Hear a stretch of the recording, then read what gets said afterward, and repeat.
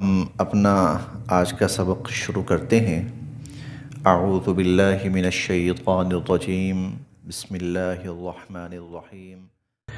یا ایہا الذین آمنوا، اے ایمان والو، اطیعوا، اطاعت کرو، فرما برداری کرو، احکامات کی تعمیل کرو، اللہ کے، وَأَطِيعُوا، اور اطاعت کرو، فرما برداری کرو، احکامات کی تعمیل کرو، الرسول، رسول صلی اللہ علیہ وسلم کے۔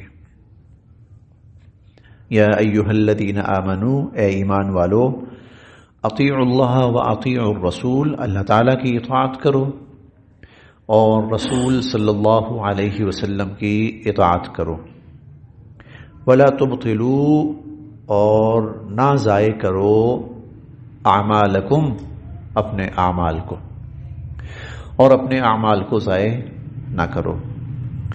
پچھلی آیات میں 2-3 دفعہ ہم یہ بات پڑھ کر آئے کہ اللہ رب العزت نے کفار کے، منافقین کے، مشرکین کے سب اعمال ضائع کر دیے، برباد کر دیے۔ نیکیاں کرتے تھے وہ، بھلائیاں کرتے تھے وہ، بلکہ عبادات کا تصور بھی تھا ان میں۔ وہ نماز بھی پڑھتے تھے، وہ روزے بھی رکھتے تھے، وہ زکوٰۃ تو خیر ہم نہیں کہہ سکتے، لیکن صدقات، خیرات یہ بھی بہت کرتے تھے۔ کسی حد تک دیکھا جائے تو انفاق فی سبیل اللہ بھی تھا، اللہ کی راہ میں مال خرچ کرنا، جیسے بیت اللہ کی تعمیر کی، حاجیوں کی خدمت کرتے تھے وہ، یہ انفاق فی سبیل اللہ کی شکلیں بنتی ہیں۔ لیکن اس سب کچھ کے باوجود جب انہوں نے ایمان قبول نہیں کیا، اللہ اور اس کے رسول صلی اللہ علیہ وسلم کی اطاعت نہیں کی، تو اللہ تعالیٰ نے ان کے سب اعمال ضائع اور برباد کر دیے۔ تو یہاں ایمان والوں سے کہا جا رہا ہے اطیعوا اللہ واطیعوا الرسول، کہ تم اللہ کی بھی اطاعت کرو اور اللہ کے رسول صلی اللہ علیہ وسلم کی بھی اطاعت کرو۔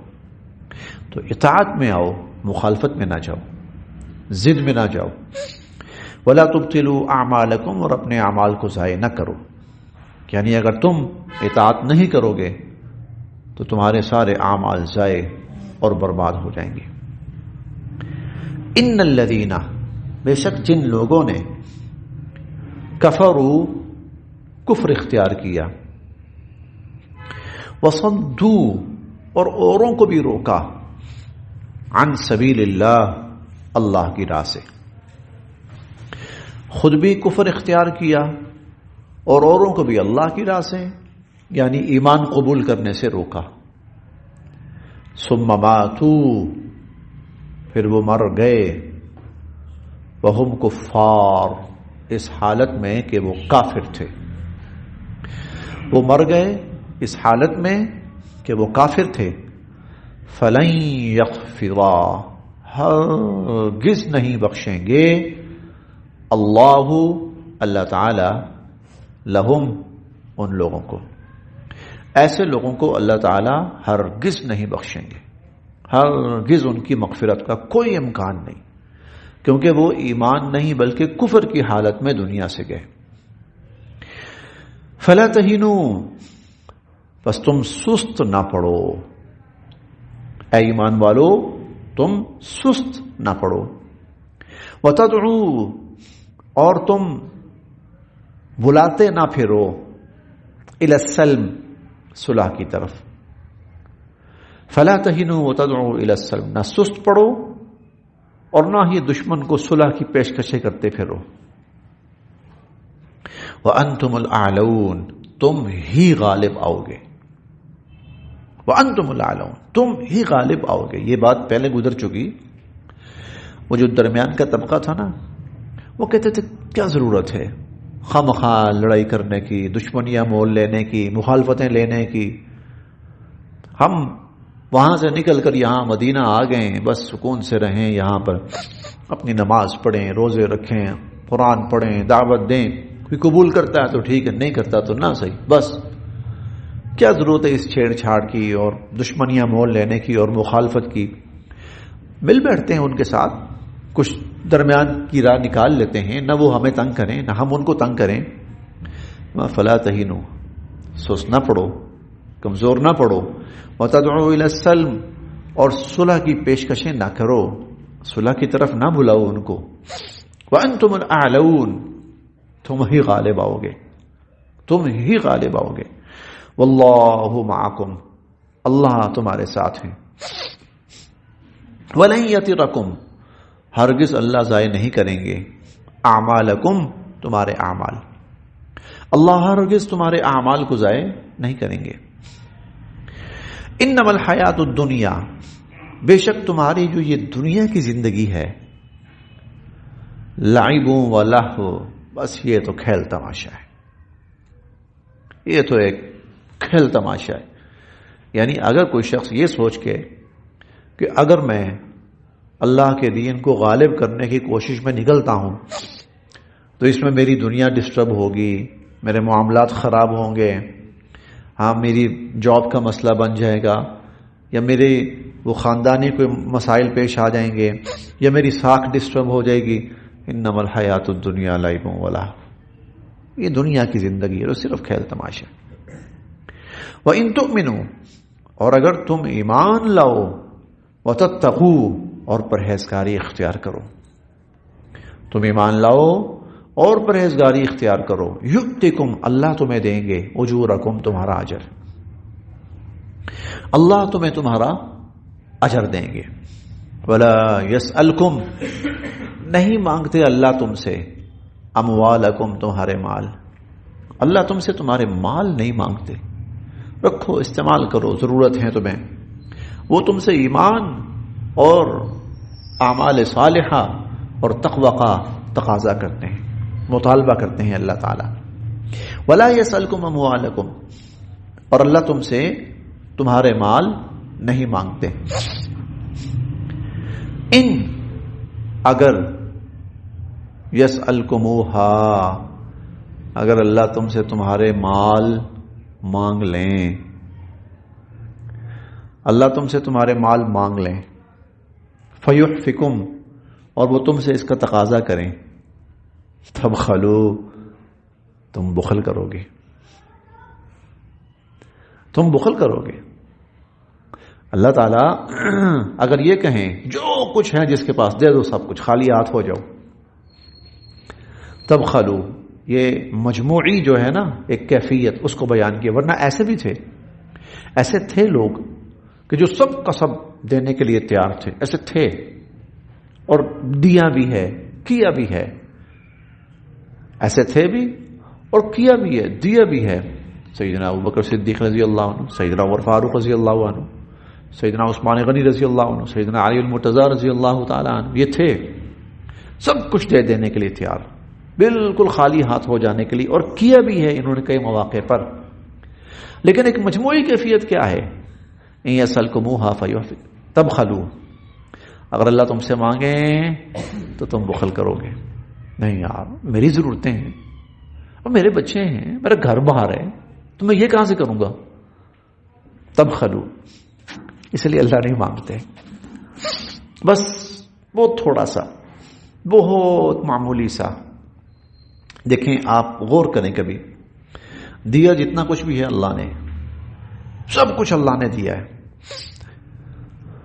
روزانہ کی بنیاد پر اگر آدمی تھوڑا سا کیلکولیٹ کرے نا، میں ایک دن میں کتنا کچھ استعمال کر رہا ہوں، لباس کی صورت میں، کھانے پینے کی صورت میں، آرام کی صورت میں، سواری کی صورت میں، پیسہ خرچ کرنے کی صورت میں، مجموعی طور پر پورے دن میں کتنا کچھ استعمال کر رہا ہوں.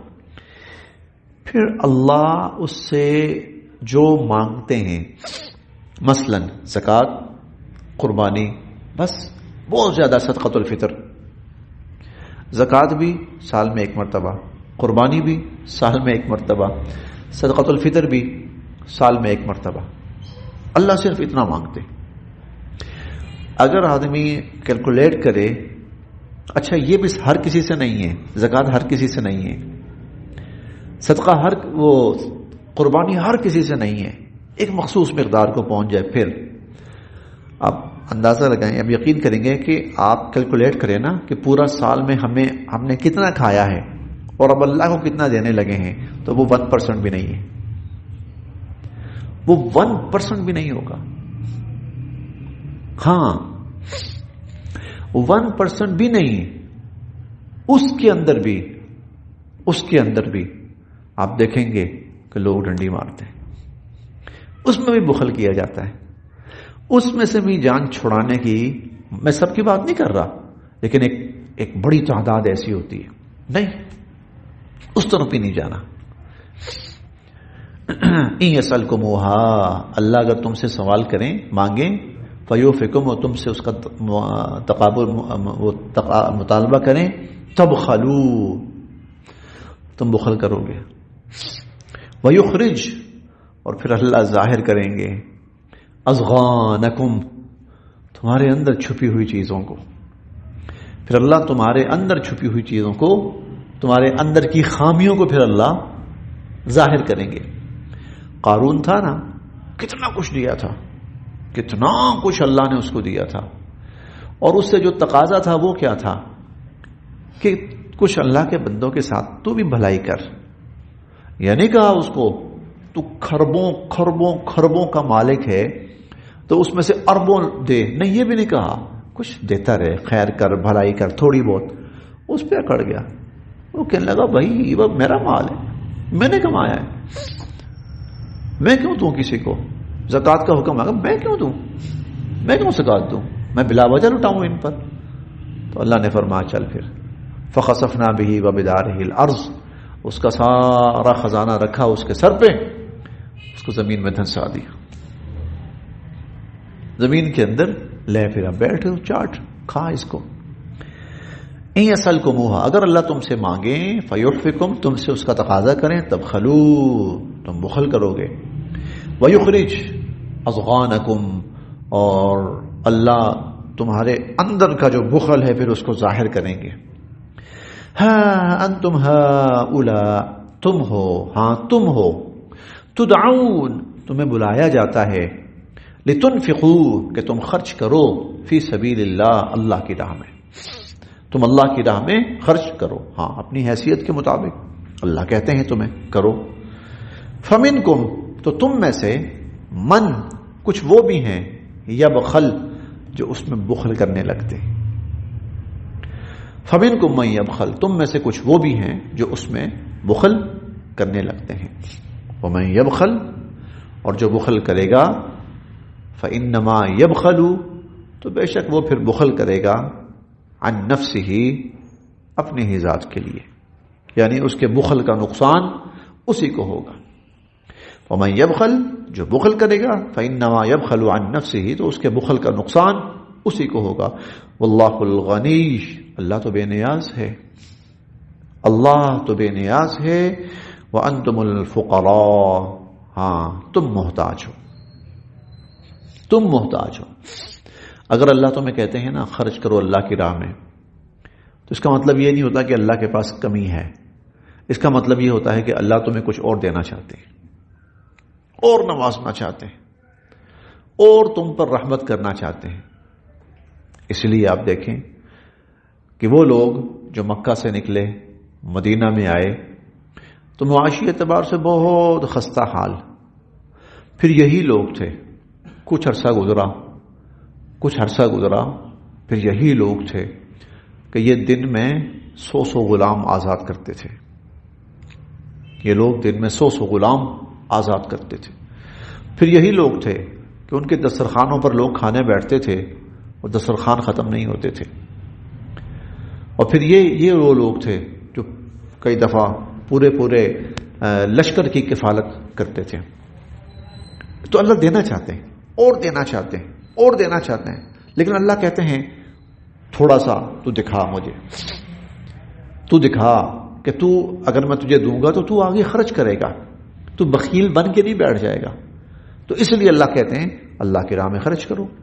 اور ہم پڑھ کے آئے ہیں جو لوگ اللہ کی راہ میں خرچ کرتے ہیں ان کی مثال کیسی ہے، جیسے ایک دانہ زمین میں ڈالو اور اس سے ایک پودا اگا، اور اس پودے میں 7 خوشیں ہیں، اور ہر خوشے کے اندر 100 دانے.